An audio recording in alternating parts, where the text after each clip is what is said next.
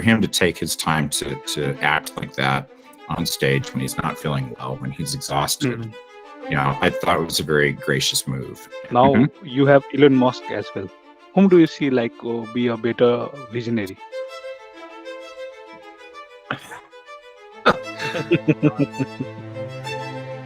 That's a good one. I don't know. I mean, I used to have a lot of respect for Elon Musk. I mean, he's clearly a brilliant person, but I don't necessarily agree with a lot of his positions on things, and some of the way he's gotten involved in Twitter has turned me off to Twitter. Like, I don't even go on there anymore.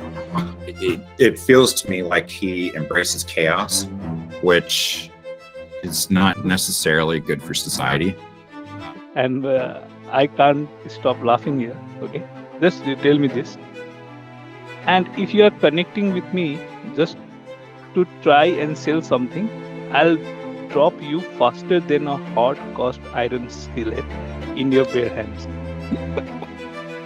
I can't remember what's on my profile. That's funny. But yeah, that makes sense. And these are old school names that a lot of people don't know anymore. But people like Lauren McDonald, Joel Book, who used to be Exact Target, even Alex Williams comes to mind. I was fortunate to meet a bunch of people in a conference here in Denver.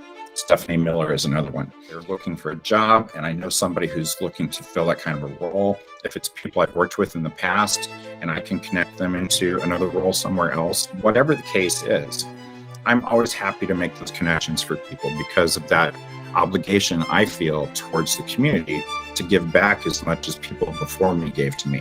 I owe all of my success to the people that took that time out of their day, out of their schedule, out of what they had going on to share their insights with me. And I don't take that lightly. It's a huge, huge thing for me. So you haven't done your homework right, and I'm just another cold lead. I have no patience for that because I'm not just a cold lead. I have more valuable things to do with my time than sort through the nonsense. It is a difference between your philosophy and my philosophy of life. Right. People call you uncanny. People call you blunt. Okay? Yeah. Okay, I'll move to the other one then. Okay. You have also mentioned, I made a mistake that resulted in our company being in news for days. Yes. And oh my gosh, the world was ending. So there was all sorts of news stories going on about how Ticketmaster had put the tickets on sale early, and that wasn't supposed to happen.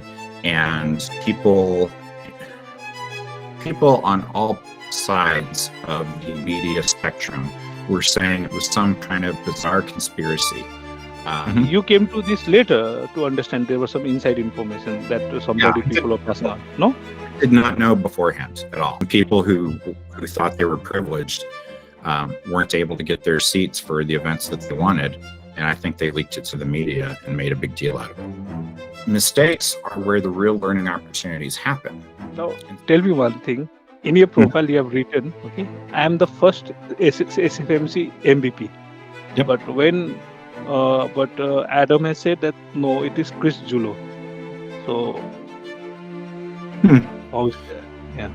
I don't know when Chris was named, but I'm pretty sure that was me because it was 2016 and they just started the program.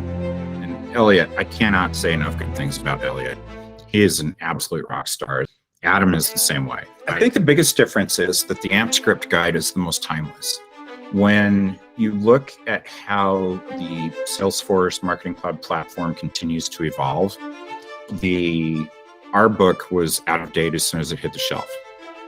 But it is still good for somebody who's new to the ecosystem, new to the environment, or new to email marketing to help them understand what the platform can do and at least how to think about solving a problem. There are different instances where I would refer to one over the other, but I use them all.